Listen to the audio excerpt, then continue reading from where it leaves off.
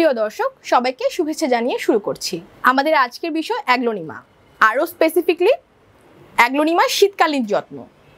সামনে শীত আসছে, আমি অনেকগুলো গাছের গ্রুপে দেখতে পাচ্ছি যে সবার অ্যাগ্লোনিমা নিয়ে একটু প্রবলেম দেখা দিচ্ছে। সেটা হচ্ছে কারো পাতা পচে যাচ্ছে, কারো কাণ্ড পচে যাচ্ছে, বিশেষ করে কারো রুট বল ক্ষতিগ্রস্ত হচ্ছে।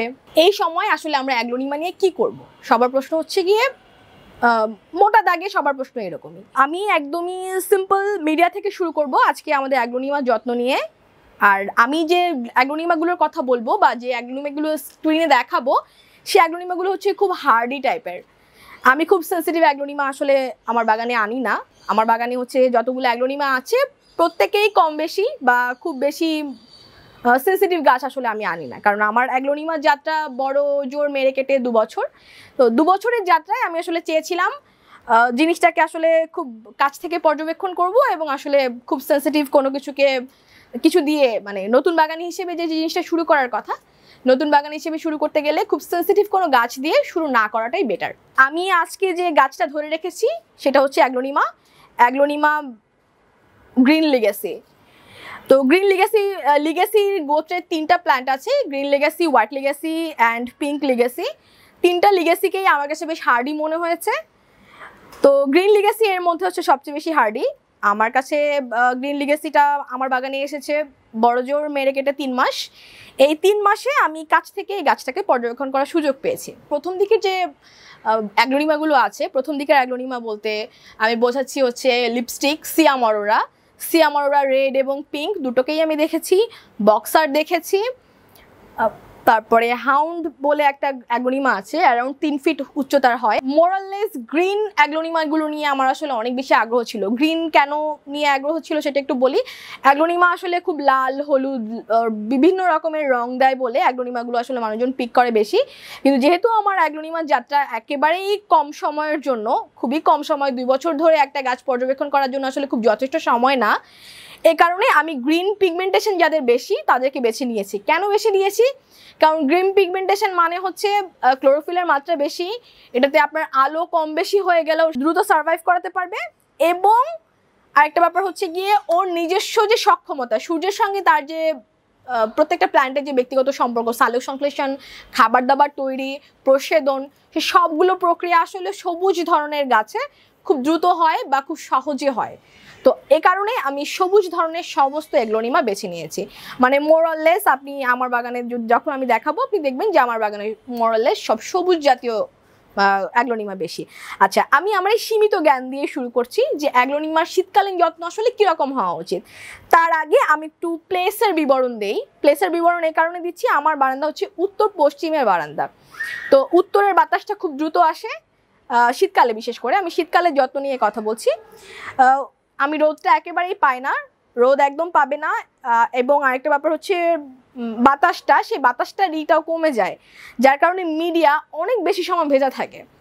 এই কারণে শীতকালে আমি যে কাজটা করি সেটা হচ্ছে গিয়ে গড়ে 5 থেকে 6 দিন পর পর পানি দেই, এবং যখন পানি দেই সেই পানিটা একদম মিডিয়াটা ভিজিয়ে পানি দেই। আমার এখানে আছে হচ্ছে 6 ইঞ্চি একটা টব। 6 ইঞ্চি টবে আপনি দেখতে পাচ্ছেন এরকম 10-12 ইঞ্চি দুটো অ্যাগ্লোনিমা বসানো। অ্যাগ্লোনিমার ক্ষেত্রে আমি সবসময় ছোট পট ব্যবহার করি। মানে এই গাছটা যদি আমি প্রত্যেকটা দুটো গাছ আছে এখানে আমার হাতে, দুটো গাছকে যদি আমি আলাদা আলাদাভাবে 5 ইঞ্চি পটে দিতাম এটা ভালো হতো, কিন্তু আমি দুটো গাছকে একই পটে দিয়েছি।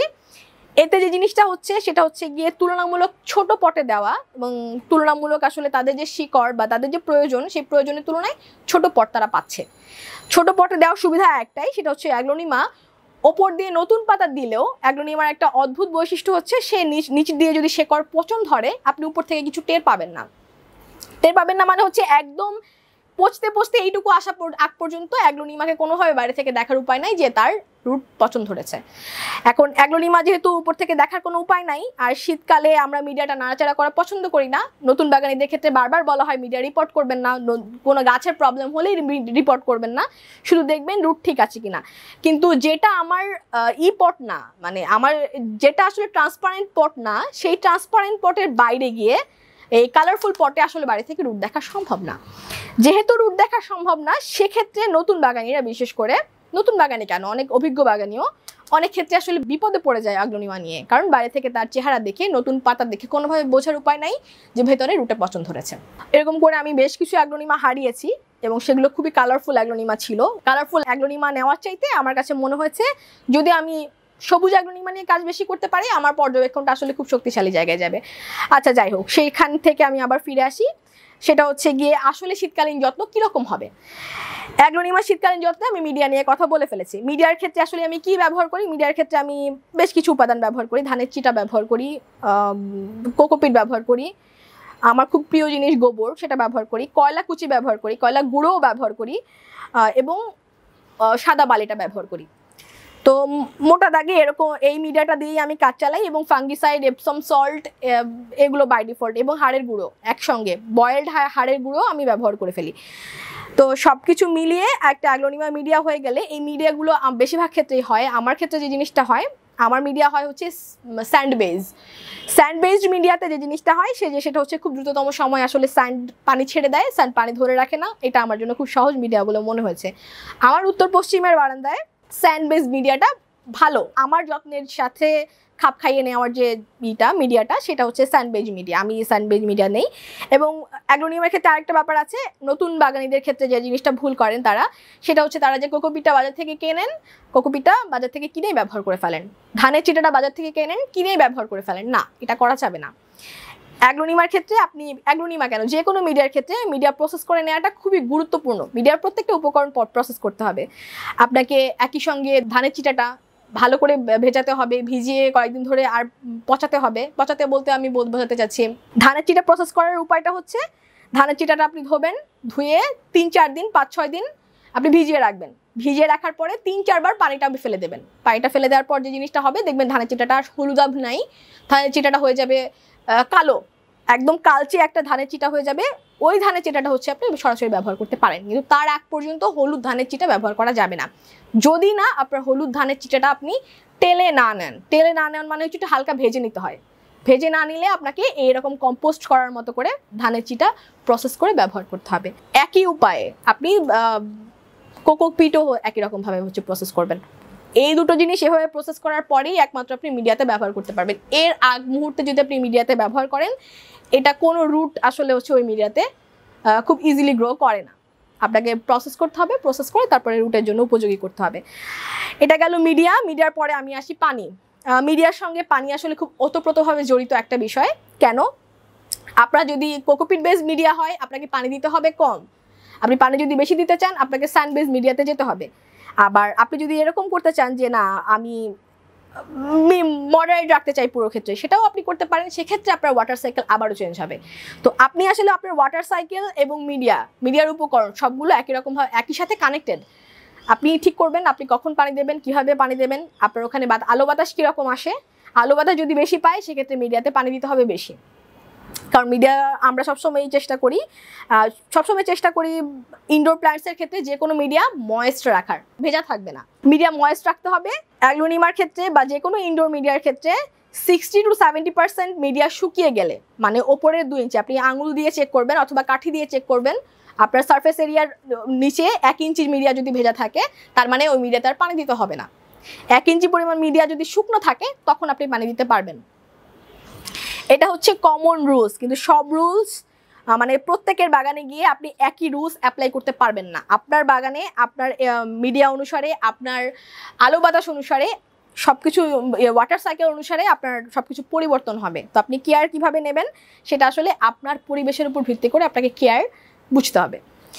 আচ্ছা, এরপরে হচ্ছে অ্যাগ্লোনিমার ক্ষেত্রে এই শীতকালে আমরা সার দেবো কিনা। তো অ্যাগ্লোনিমা আসলে খুব বেশি সার পানি তারপরে ফাঙ্গিসাইড ওরকম আসলে দেওয়া লাগে না। তারপরেও 15 দিন পর এপসম সল্ট, নাইট্রো, বিশেষ করে মিলিবাগ, আমি আমার যে গাছটা আমি ধরে রেখেছি সেটার ভেতরে আমি অলরেডি একটা মিলিবাগ দেখেছি, যে এই কুড়িটাতে, এই কুড়ির এখানে মিলিবাগ দেখা যাচ্ছে, একটা বেশ পুষ্ট বড় সড়ো মিলিবাগ। আচ্ছা, মিলিবাগ আমি আমার অ্যাগ্লোনিমার যাত্রায় মিলিবাগ একদম প্রথম থেকে পেয়েছি। আমার 2 বছর হলো, তো প্রথম থেকে এসেই আমি নার্সারি থেকে গাছটা কিনে এনেছিলাম, আরেকটা এনেছিলাম একটা আপুর বাসা থেকে। 2টো গাছে আমি মিলিবাগ পেয়েছি। তো মিলিবাগ নাশক হিসেবে আমরা সবচেয়ে জনপ্রিয় কীটনাশক ব্যবহার করি, সেটা হচ্ছে নাইট্রো অথবা ইমিটাফ।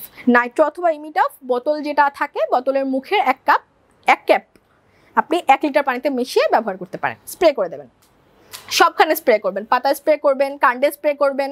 আপনার এই অ্যাগ্লোনিমার ক্ষেত্রে যে ঝামেলাটা হয় সেটা হচ্ছে দুটো পাতার মাঝখানে এখানে একটা হোলের মতো থাকে, গর্তের মতো, ওইখানেও মিলিবাগ গিয়ে বাসা বাঁধে। এই জিনিসটা খেয়াল রাখতে হবে। তো আপনি কি করবেন, আপনি এই পুরো জায়গাটা ভিজিয়ে দেবেন ভালো করে, ভিজিয়ে আবার পানিটা যেন এখানে জমা না থাকে। পানিটা যদি জমা থাকে তাহলে কিন্তু পচন ধরা শুরু করবে। শীতকাল বিশেষ করে হেমন্তের পর থেকে অ্যাগ্লোনিমা পচনের উপযুক্ত সময়। তো এখানে পানি যেন জমা না থাকে সেটাও আপনাকে খেয়াল রাখতে হবে, এবং পুরো মিডিয়াটা ভিজিয়ে দেবেন। মিলিবাগ যদি থাকে, সব ধরনের মিলিবাগের ক্ষেত্রে একটাই ঝামেলা, মিলিবাগ ডিম পাড়ে মাটিতে, মিলিবাগের বাচ্চা হয় মাটিতে। আর পুষ্ঠ বিশেষ করে হচ্ছে পূর্ণবয়স্ক মিলিবাগগুলোকে আমরা উপরে দেখি, বাদ বাকি সব প্রসেসটা হয় মাটিতে বলতে মিডিয়াতে। তো আপনি পুরো মিডিয়াটা ভিজিয়ে দেবেন মিলিবাগের ক্ষেত্রে। আচ্ছা, এটা গেল মিলিবাগের ক্ষেত্রে। এরপর আসতে পারে মাকড়ের ক্ষেত্রে পাতাটা কুঁচকে যাবে। মাকড় হচ্ছে গিয়ে পাতার ঠিক পেছন ভাগে হচ্ছে গিয়ে বাসা বাঁধে, ফলে সে জিনিসটা করে কি, সেই পাতা থেকে হচ্ছে গিয়ে পর্যাপ্ত রস শুষে নিয়ে পাতাটাকে একদম কুঁচকে ফেলে। মাকড় আক্রমণ করতে পারে অ্যাগ্লোনিমাতে, সেক্ষেত্রে ভার্টিমেক আপনি হচ্ছে গিয়ে পানিতে ভিজিয়ে স্প্রে করবেন, পুরো গাছে স্প্রে করবেন, এই ফাঁকগুলোতে স্প্রে করবেন, এখানে যে হোলগুলো থাকে, এবং মিডিয়াতে স্প্রে করবেন। এরপরে আসলাম, এটাতে গেল পোকার পরে আমরা আসবো হচ্ছে কি মিলিবাগে আসলে আলটিমেটলি কি যত্ন লাগে। যত্ন বলতে মিলিবাগে 15 দিন পর আপনি ফাঙ্গিসাইড স্প্রে করবেন, 15 দিন পর আপনি এপসম সল্ট স্প্রে করবেন। এই পুরো শীতে এই পুরো শীতে অ্যাগ্লোনিমার আসলে তেমন কোনো যত্ন নাই, শুধু একটাই যত্ন, আপনার ওয়াটার সাইকেল ঠিক থাকবে। আপনি 15 দিন পর ছত্রাকনাশক এবং এপসম সল্ট স্প্রে করবেন, এবং আপনি খেয়াল রাখবেন যে রুটে কোনোভাবে কোনো রকম সংক্রমণ হচ্ছে কিনা। মোটা দাগে শীতকালে কোনো রকমভাবে কোনো সার দেবেন না, কিচ্ছু দেবেন না, শুধু এপসম সল্ট আর হচ্ছে ফাঙ্গিসাইড। এটুকুই হচ্ছে মোটা দাগে আমাদের অ্যাগ্লোনিমার যত্ন শীতকালে। এর বাইরে আর কিছুই দিতে হয় না। এরপরে যখন বসন্ত আসবে, বসন্তের সময় আমরা আবার পূর্ণাঙ্গ সাইকেলে সার দেব, মাটিতে যদি অন্য কোনো কিছু দরকার হয় অন্য কিছু দেব, মানে যতখানি পুষ্টি আসলে একটা অ্যাগ্লোনিমা নিশ্চিত করা দরকার সব কিছু করবো। কিন্তু পুরো শীত, বিশেষ করে হচ্ছে ফেব্রুয়ারি মাস পর্যন্ত অ্যাগ্লোনিমার আর কোনো যত্ন দরকার হয় না।